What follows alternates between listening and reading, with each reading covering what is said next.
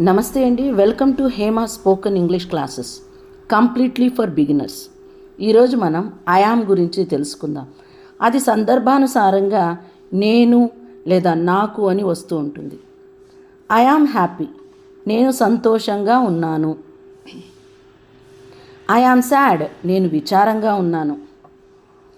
I'm fine, నేను బాగున్నాను. I'm here, నేను ఇక్కడున్నాను. ఇక్కడ ఉండటం చెప్పేటప్పుడు. ఐయామ్ హంగ్రీ, నాకు ఆకలిగా ఉంది. ఐయామ్ టయర్డ్, నేను అలసిపోయాను. ఐయామ్ స్కేర్డ్, నాకు భయంగా ఉంది. ఇక్కడ నాకు అని వచ్చింది.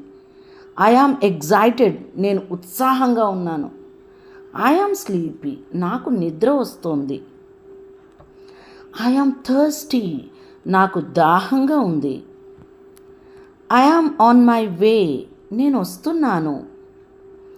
ఐయామ్ ఆల్సో, నేను కూడా.